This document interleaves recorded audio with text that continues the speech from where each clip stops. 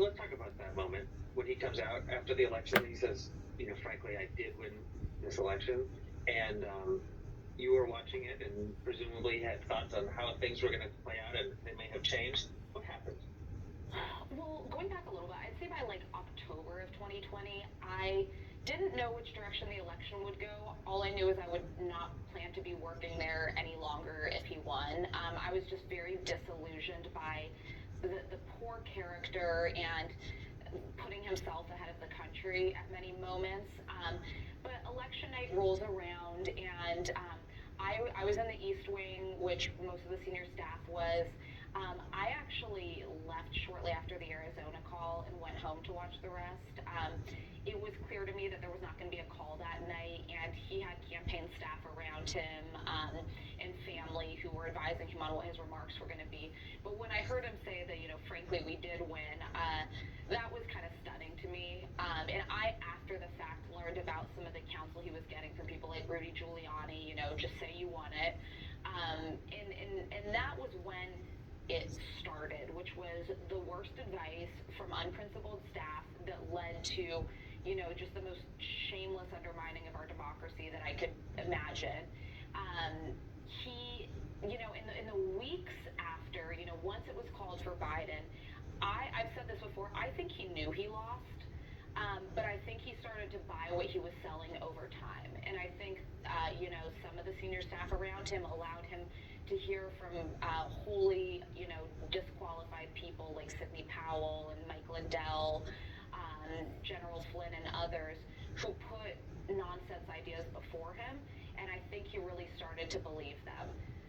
But what was stunning to me is, he must have the worst lawyers in the world if he really believes this, because they kept losing state after state. There was this first era of the election was stolen where people were actually challenging things in court, but then it went on to the messaging era. They had lost everywhere. There was no path for recourse here other than, trying to steal it in Congress.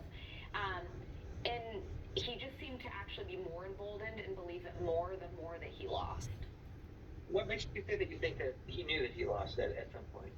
Losing after a first term in office is a really unique thing that doesn't happen that often. It was just an odd experience because it wasn't called for Biden until nearly a week later, and staff is all in different places. We're not together with the principal, kind of having the conversation that you traditionally would about, okay, now let's do a concession speech, let's call President Biden. So it was this sort of eerie period, and I was home when it was called for Biden. I went into office, I believe it would have been a following, whatever the next day was, I was going into work, and the West Wing was a ghost town. No one was even coming in. I think it was partially no one was sure what to do or say. And the president didn't come down from the residence for several days after it was called for Biden. And only thereafter, a few days after he finally came down, I kind of just, passed into the Oval Office just to kind of see how he was doing, and there were a few other staffers in there. And he seemed just kind of resigned to it. And there was one moment where in this period he was watching Joe Biden on TV and says, "Can you believe I lost to this blank guy?"